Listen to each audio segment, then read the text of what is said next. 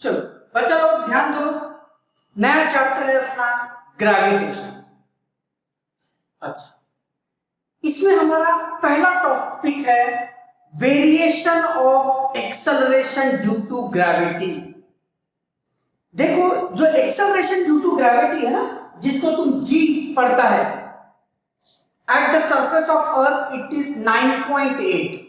याद रखना, it is an acceleration, value is 9.8 metre per second square. इसको बोलते हैं एक्सेलरेशन ड्यू टू ग्रेविटी। ये ना फिक्स नहीं होता है।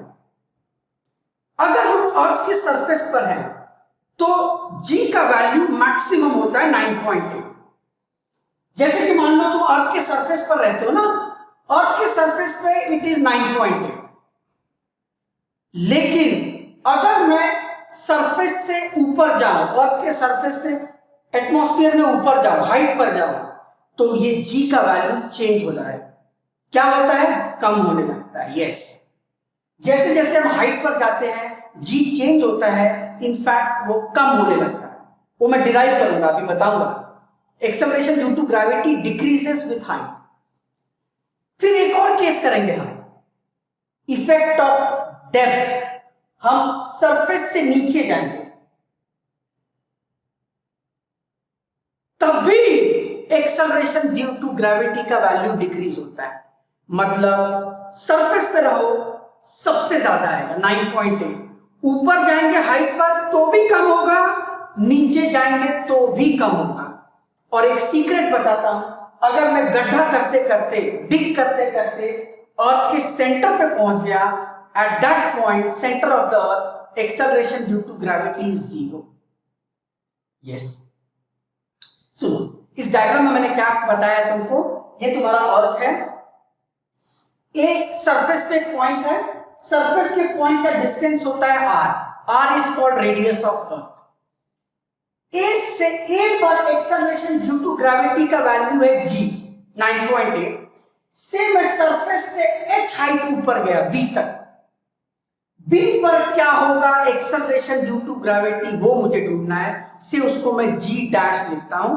तुम चाहिए तो इसको GH भी लिख सकते हो। GH मतलब acceleration due to gravity at height h, कुछ भी चलेगा। G डैश लिखो या GH लिखो। सो क्या सीखा हमने? एक्सेलरेशन ड्यू टू ग्रेविटी जो है वो सरफेस पे ही सबसे ज्यादा होती है, ऊपर गए तो भी कम, उसको बोलते हैं इफेक्ट ऑफ हाइट, जो अभी मैं डिस्कस करूंगा। और सरफेस से नीचे गए तो भी कम होगा, वो भी हम स्टडी करेंगे। अब सबसे पहले मैं तुमको स्मॉल जी और कैपिटल जी, इनमें एक रिलेशन बता देता हूं, उसी से हम प्रोसीड करेंगे। Small G is called acceleration due to gravity, capital G is universal gravitational constant. ये दोनों चीज तुम 9th में पढ़ा है, मैं रिपीट करूंगा। सुनो बच्चा लोग, क्या बोलता है? मान लो ये एक अर्थ है, अर्थ का मास लेता हूं मैं m, उसके ऊपर कोई ऑब्जेक्ट है, उसका मास है स्मॉल। हम जानते हैं एक लॉ होता है यूनिवर्सल लॉ ऑफ ग्रेविटेशन, वो क्या बोलता है? Any two object in the universe attract each other with a force, and उस फोर्स का फॉर्मूला होता है F equal to G m by r square। G by r square। G is universal gravitational constant, m is mass of earth, small m is mass of body, and r is distance between earth and body। हम force का एक और formula जानते हैं, F equal to mg होता है। जैसे कि मेरा मास है स्मॉल है, अर्थ मेरे ऊपर एक फोर्स डाल रहा है, जनरल फॉर्मूला है ma, mass into force is mass into acceleration, but gravitational force के लिए एक्सेलरेशन हम लेते हैं g। सो मेरे ऊपर कितना फोर्स लग रहा है? मेरा mass into acceleration due to gravity. ये भी एक फोर्स है सर, ये भी एक फोर्स है, दोनों में इक्वेट कर रहा हूं। mg equal to G M M by R square, M M cancel, acceleration due to gravity आता है G M by R square. यही रिजल्ट मैं यूज करूंगा आगे का डेरिवेशन करने के लिए। स्मॉल जी होता है capital G into mass of earth divided by R square. R is distance between the centre of earth and the body.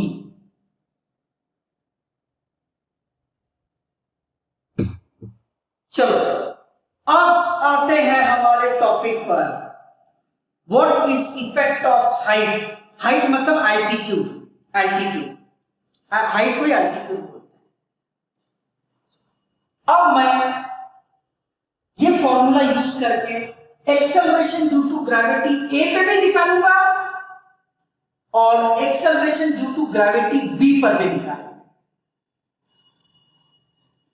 Eight ए पर acceleration due to gravity is a point on surface. Surface पे जो acceleration होता है वो होता है जी।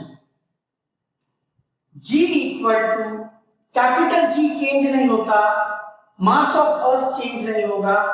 Yes, R is distance between earth and यहां का बॉडी।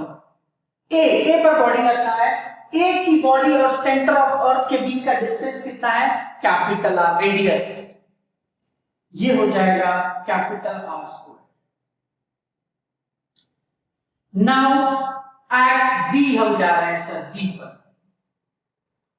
बी पर acceleration due to gravity is, चलो जीएच ले लेता हूं, जीएच। जीएच मतलब एट हाइट।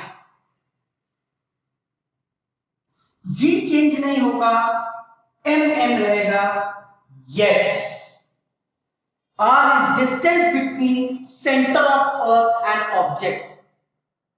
ये है आर, ये है एच, तो टोटल डिस्टेंस होगा R plus H. Total distance R plus H, उसका स्क्वायर भी करना है, फॉर्मूला बोलता है स्क्वायर करने का। ये है इक्वेशन 1, ये है इक्वेशन 2।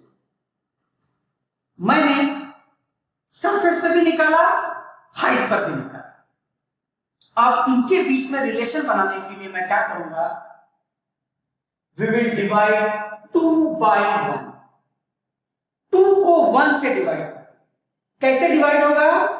LHS LHS से, GH by G equal to RHS RHS।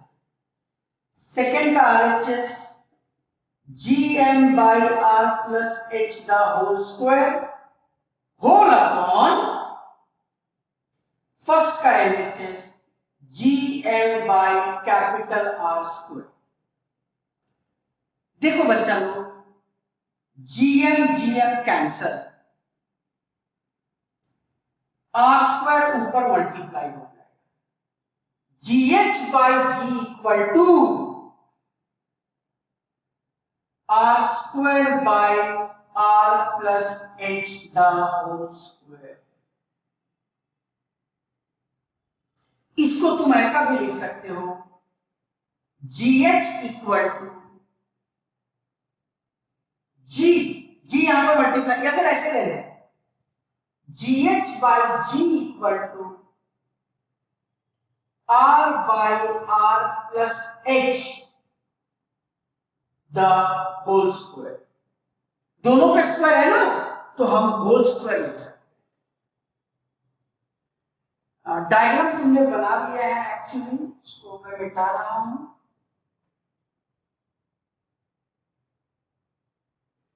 इसको हम बोलेंगे रिजल्ट बड़ा 1, ये है रिजल्ट बड़ा 2।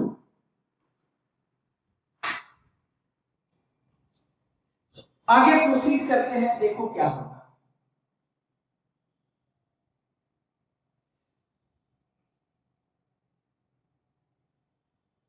ये वाला रिजल्ट, रिजल्ट 1 देखो, कर रहा हूं, GH/G equal to R² divided by,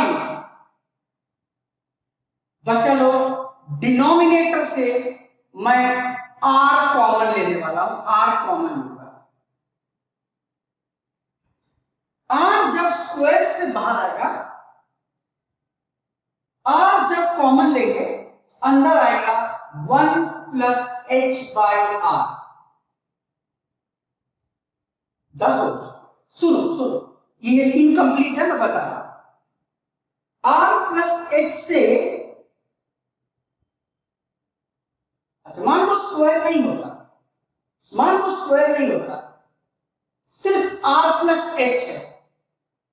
अगर R प्लस H से R कॉमन लूंगा तो अंदर बचेगा 1 प्लस H/R। क्यों कॉमन ऐसा लेते हैं कि जब मैं मल्टीप्लाई करूंगा तो वापस सेम रिजल्ट आना चाहिए, मल्टीप्लाई करो सेम आंसर आएगा। सो R प्लस H से अगर R कॉमन लिया तो अंदर आएगा 1 प्लस H/R।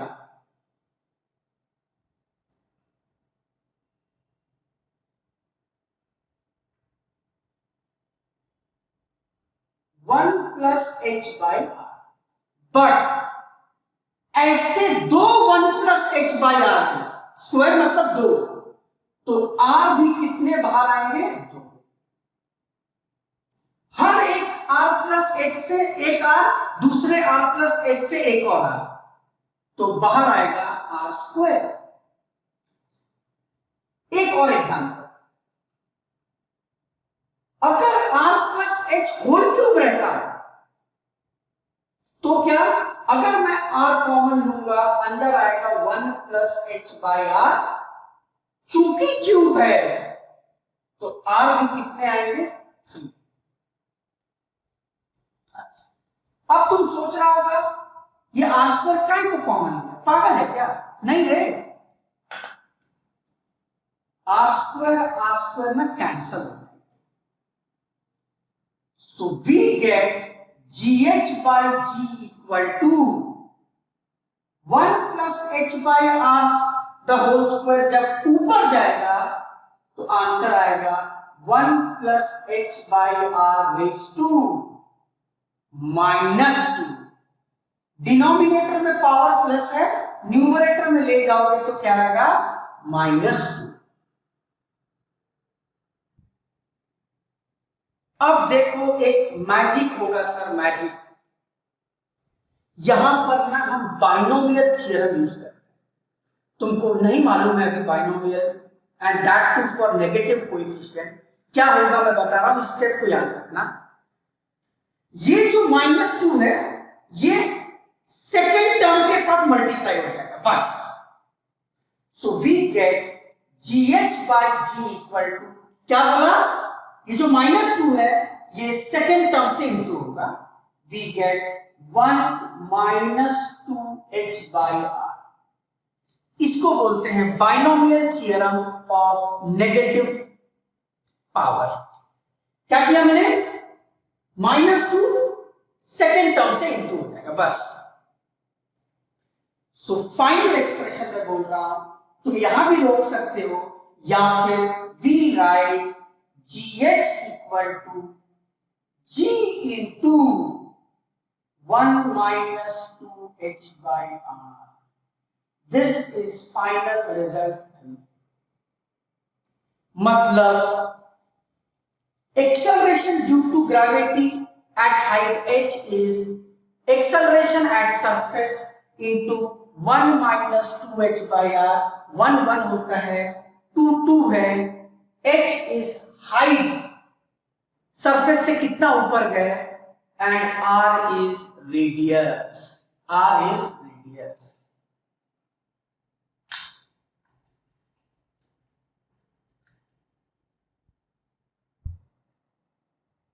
अब चलो सेकेंड पार्ट पर, फिर से G चेंज होगा। सरफेस है A, O से लेके A तक का डिस्टेंस रेडियस। अब हम ऊपर नहीं अंदर जा रहे हैं, डेप्थ में, सरफेस के डेप्थ में से नीचे गया गया गया बी पॉइंट तक आ गया, मतलब कितना डेप्थ नीचे गया, डी से new acceleration due to gravity at point B is GD. ऊपर गया जीएस, नीचे जीडी, जीडी मतलब एट डेप्थ। अपने को ये जीडी निकालना है सर। सुनो बच्चा लोग, ये इजी है, कोई बड़ी बात नहीं है। अगर ये पूरा एच है, इतना डी है, what will be OB? Guess करो ओबी का लेंथ क्या होगा? क्या मैं बोल सकता हूं OB will be equal to R minus D? पूरा है रेडियस, दिस इज डेप्थ, बचा हुआ आएगा आर माइनस डी। सुनो बच्चा, मैं एक फॉर्मूला तुमको याद दिलाता हूं डेंसिटी का। हम जानते हैं density is mass by volume, तो इससे मास का फॉर्मूला आ जाएगा वॉल्यूम इनटू डेंसिटी। ये थोड़ा याद रखो, मैं इसको यूज करूंगा। डेंसिटी होता है मास बाय वॉल्यूम, तो मास होगा volume into density. So eight a surface पर अगर हम रहेंगे, what is acceleration due to gravity? Surface के जी को हम जी लिखते हैं बस, and it is given by ji M by ए का डिस्टेंस सेंटर से कितना है? Are square, ji M by are. सुनो सर, मैं इस एक्सप्रेशन में मास in terms of volume and density लिखता हूं। G equal to capital G, M is mass, volume into density। अर्थ का वॉल्यूम, सोचो सर अर्थ का शेप क्या है? स्फेरिकल, स्फीयर है ना, ठीक है, अंडाकार है बट हम स्फीयर मान लेते हैं। स्फीयर का वॉल्यूम फॉर्मूला याद करो sir, 4/3 pi R cube. So volume will be 4/3 pi r cube into let the density of earth be, d भी रख सकते हो, या तुम्हारे किताब में डेंसिटी को रो से लिखा है, rho is density divided by R square. So g को g रखा, क्या किया मैं, जी को जी रखा, mass is volume into density, volume sphere का 4/3 pi R cube divided by R square, पहले से था आर स्क्वायर और ऊपर से 2 are square cancel, therefore final expression आता है sir ji equal to ji into 4/3 pi r into rho. This is acceleration due to gravity at the surface of earth. अब मजा आएगा सर तुमको। अब तुम यहां आ जाओ, अब तुम बी पर है, मतलब अब तुम्हारे लिए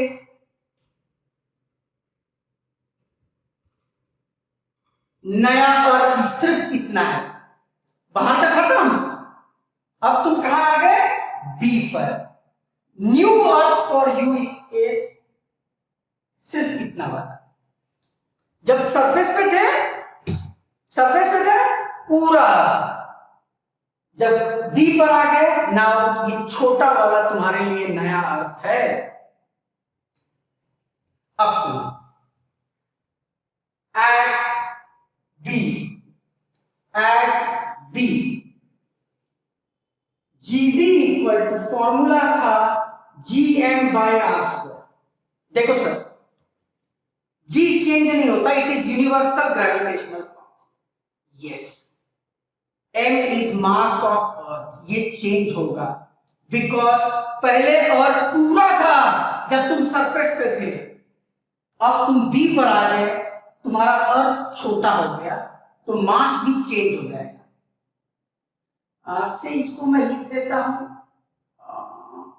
m डैश लिख देता हूं, नया mass r is distance from centre of earth to the point. O से B का डिस्टेंस मैंने लिखा है r-b द होल स्क्वायर। देखो सर, मैजिक होगा, GD equal to G into M। Same formula use करूंगा, वॉल्यूम इंटू डेंसिटी। अब सावधान हो जाओ, same formula volume into density. ये जो नया अर्थ है ये भी तो स्फीयर है, फॉर्मूला सेम रहेगा। 4/3 pi radius of sphere change हो जाएगा sir. Now the radius of sphere is r-b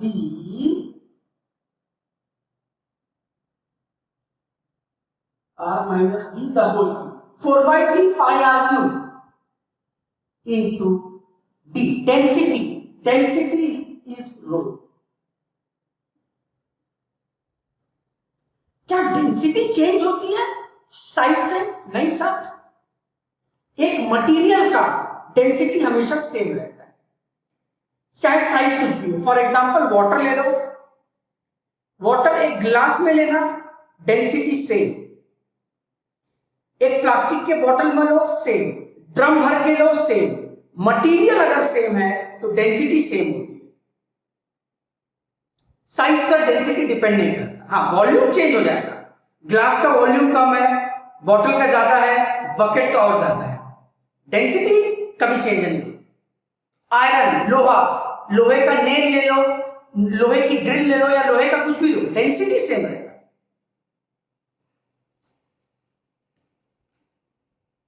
एक सेकंड बच्चा लो, अभी मैं कंफर्म करता है। r-d, ऊपर से r-d cancel, GD equal to G into 4/3 pi r-d into rho. G into 4/3 pi r-d एक ही बचेगा इंटू रो। ये मैंने निकाला एट द सरफेस, और ये है acceleration due to gravity at point B जो डेप्थ पर है। अब दोनों अलग अलग निकाला, अब रिलेशन स्टैब्लिश करने के लिए क्या किया था? 2/1। अरे सर ये 2 है, ये दोनों को डिवाइड करें, LHS से डिवाइड होगा, GD/G, G into 4/3 pi r-d into rho divided by G into 4/3 pi r into rho. Life खुशियों से भर चुकी है, G cancel, 4/3 pi rho cancel, GD/G equal to ऊपर बचेगा r-d by r, r-d by r। GD/G equal to, ये r को split कर दो sir, r/r is 1 minus d by r।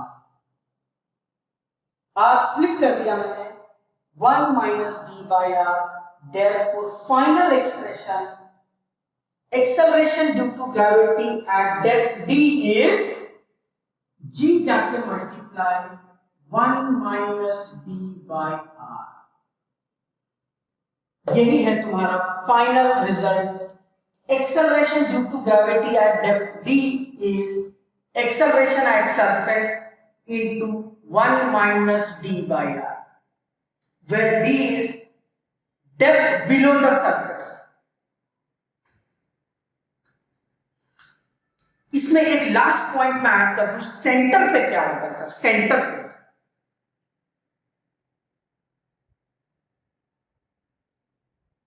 तुम ए पे थे, बी पर आ गए, अगर सरफेस से तुम सेंटर पे आ गए तो कितना डेप्थ तुम नीचे आ रहा है? Equal to radius of earth. Centre पे अगर आना है तो तुम कितना डेप्थ नीचे आया? Equal to radius of earth. तो मैं क्या करूंगा, इस d के जगह r पुट करो, r by r is 1 minus 1 0, so acceleration due to gravity at center of earth is 0.